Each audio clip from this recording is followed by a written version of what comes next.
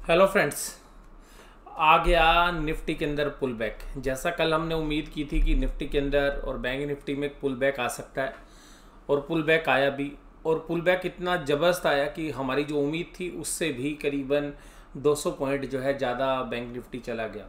तो करीबन हम ये मान रहे थे कि 31,500 तक बैंक निफ्टी पुल बैक कर सकता है, लेकिन बैंक निफ्टी ने उससे भी अच्छा पुल बैक जो है आज दिया। बाजार के अंदर ये जो पुल बैक आया ये वास्तव में कल की ओवरसोल्ड पोजीशन की वजह से आया है। और बैंक निफ्टी में जिस तरीके से ओवरसोल्ड पोजीशन बनी हुई थी पिछले कुछ दिनों से, और बैंक निफ्टी के अंदर एक रिलीफ जो है वो बनना था, तो वो रिलीफ जो है आज हमें देखने के लिए मिला। और उसकी बदौलत आप देखिएगा निफ्टी के अंदर भी 194 की पॉइंट्स की जो है तेज़ी देखने के लिए मिली। लेकिन ये 194 की जो तेज़ी है ये बैंक्स और फाइनेंशियल्स के दम पर ही आपको देखने के लिए मिली। और जैसा कि मैंने आपके साथ चर्चा की थी कि बैंक निफ्टी जो है 31,000 तक जो है टच कर सकता है। हम अप्रैल के महीने में तो वो टारगेट कल ही अचीव हो गए थे। तो अभी भी हालांकि 31,700 के आसपास जो है बाजार बंद हुए हैं। तो यहाँ पर निफ्टी के अंदर भी जो 194% की तेज़ी है वो बैंक्स और फाइनेंशियल्स के दम पे ही है। तो एक ओवरसोल्ड सिचुएशन से एक अच्छी कैंडल जो है हम कह सकते हैं कि निफ्टी के अंदर बनी है। लेकिन क्योंकि कल का जो गैप डाउन था वो गैप डाउन अभी भी फिल नहीं हुआ है, ये बात आपको ध्यान रखनी चाहिए। तो हो सकता है कि अभी नहीं तो बाद में इस गैप को फिल करने के लिए निफ्टी आ सकता है। अब यहाँ पर अगर हम चर्चा करें तो आज निफ्टी के मेजर कंट्रीब्यूटर कौन थे, तो आप देखिएगा पांचों के पांचों जो शेयर्स थे वो फाइनेंशियल्स के दम पे थे।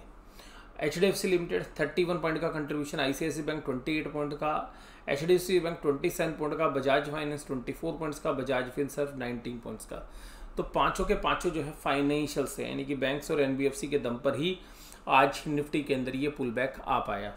और यहाँ पर दूसरी जो सबसे खास बात है कि IT जो स्पेस के अंदर देखिएगा डॉलर 75 रुपीज़ को क्रॉस कर चुका है। उसके बावजूद भी इन्फोसिस TCS के अंदर जो है बिकवाली देखने के लिए मिली, HCL टेक। और इसके अलावा जो मिड कैप IT कंपनीज थी वहाँ पर भी प्रॉफिट बुकिंग का जो है सेशन जारी था आज। और ये जो है इस वजह से आया कि जो TCS के जो रिजल्ट्स थे वो वास्तव में प्राइस इन थे। और जैसा मैंने कल भी आपके साथ चर्चा की थी कि TCS का रिजल्ट तो बढ़िया है, लेकिन TCS के बढ़िया रिजल्ट के साथ साथ ये भी देखना है कि पिछले क्वार्टर से TCS का शेयर प्राइस कितना चल चुका है। तो इस तरीके से IT कंपनीज के शेयर प्राइस जो है काफ़ी आगे जा चुके थे, जिसकी बदौलत जो है आज एक प्रॉफिट बुकिंग का सेशन देखने के लिए मिला।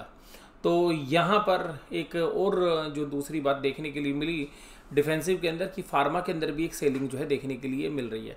इससे एक ऐसा अंदेशा जो है जताया जा रहा है कि जो ये पुल बैक आया है आज का, ये वास्तव में एक एडजस्टमेंट थी, क्योंकि फार्मा में और IT में अगर सेलिंग करनी थी तो किसी ना किसी को तो उठाना था। तो इसलिए जो है निफ्टी के अंदर आज इंडेक्स मैनेजमेंट का जो है काम देखने के लिए मिला। तो हो सकता है कि अगले हफ्ते जो है आपको इसके विपरीत जो है चीज़ें देखने के लिए मिले, यानी कि चौतरफा जो है सेलिंग भी शुरू हो सकती है। क्योंकि अब जो मंदी की पोजीशन है या प्रॉफिट बुकिंग है उन सेक्टर्स के अंदर भी आ रही है जहां पर कि वो जो है नदारत थी, जहां पर कि प्रॉफिट बुकिंग नहीं आ रही थी। तो इस तरीके के जो डेटा पॉइंट्स हैं वो आपके सामने। और आज देखिएगा FIs ने अपनी जो बैंक निफ्टी वाली जो पोजीशंस थी वहाँ पे शॉर्ट्स कवर करते हुए नजर आए।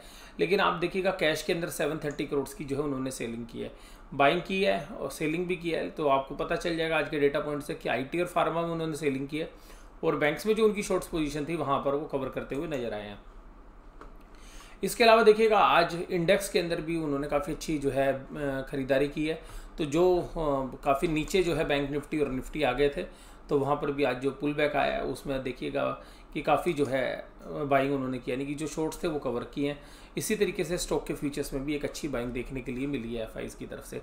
तो इस चर्चा के साथ कल का जो हमने स्टॉक ट्रेड के लिए आपके साथ सजेस्ट किया था उस स्टॉक का नाम था HDFC बैंक। और मैंने जो HDFC बैंक के बारे में आपके साथ बात की थी तो मैंने आपके साथ चर्चा की थी कि देखिएगा कि ये 1373 रुपये के आसपास जो है बंद हुआ था।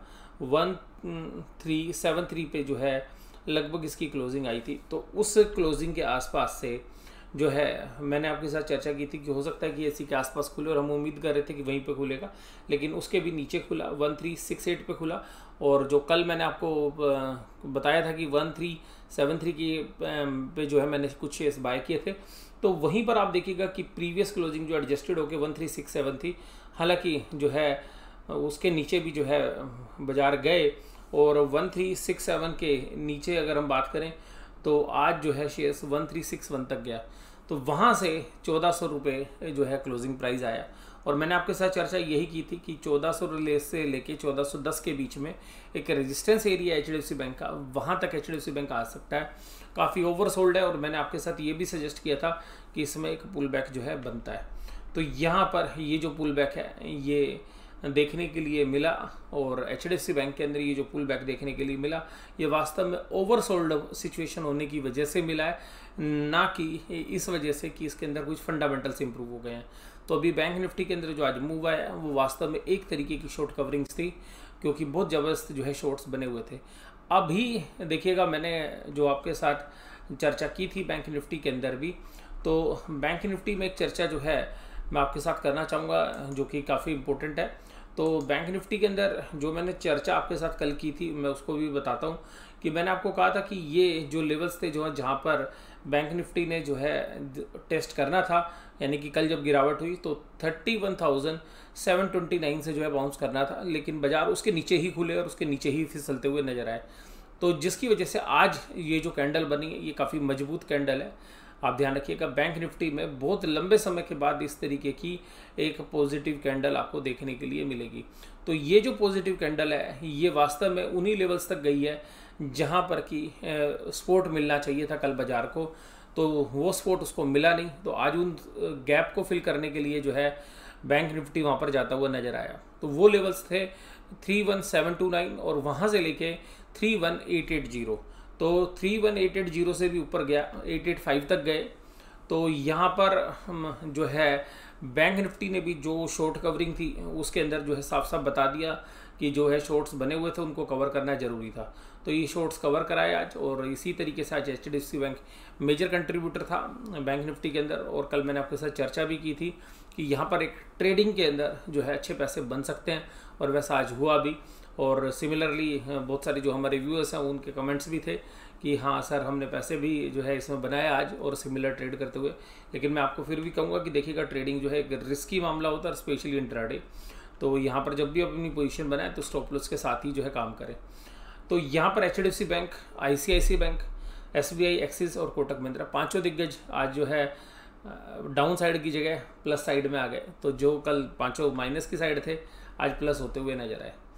उसके बाद HDFC बैंक के बारे में चर्चा कर चुका हूँ। तो अब ध्यान रखिएगा अपने रेजिस्टेंस एरिया के आसपास है, तो 1410 काफ़ी जो है मेजर रेजिस्टेंस एरिया इसके लिए जो है साबित हो सकता है।